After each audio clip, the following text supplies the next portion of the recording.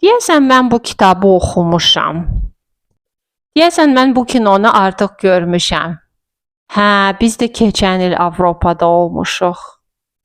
Finally, the long-awaited past tense video that you guys all asked about.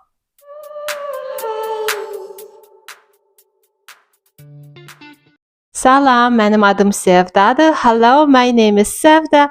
And today we are going to start learning about nəqli keçmiş zaman, the past tense that ends with mış or ıb.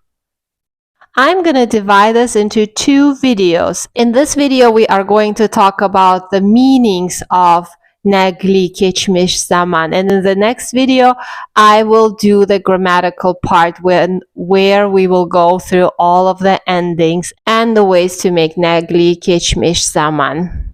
In some ways, nəqli keçmiş zaman could be correlated to English present perfect tense.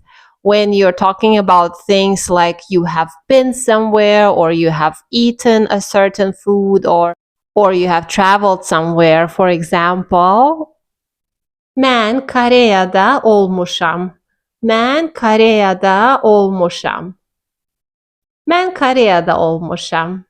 Sən heç Parisə getmisən? Sən heç Parisə getmisən? Sən heç Parisə getmisən? Mən uşaq vaxtı Bakıya getmişəm. Mən uşaq vaxtı Bakıya getmişəm. Mən uşaq vaxtı Bakıya getmişəm. Biz artıq bu filmi görmüşük. Biz artıq bu filmi görmüşük. Siz indiyə qədər heç səyahət etmisiniz? Siz indiyə qədər heç səyahət etmisiniz? You can also use nəqli keçmiş zaman with words like indicə, just, when something just happened. Mən indicə gəlmişəm. Mən indicə gəlmişəm. Mən indicə gəlmişəm. O indicə çıxıb. O indicə çıxıb.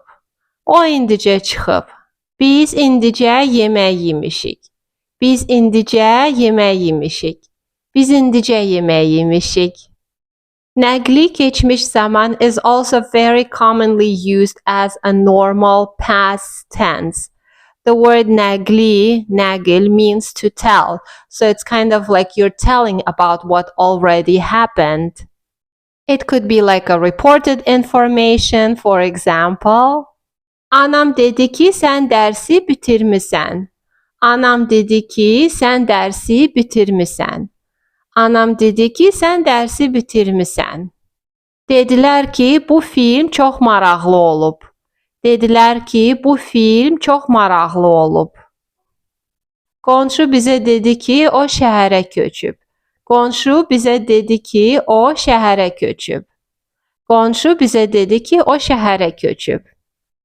It could also be used if you have an assumption or a guess used in the past tense. For example, sən çox yorğun görsənirsən, yəqin ki, çox işləmisən.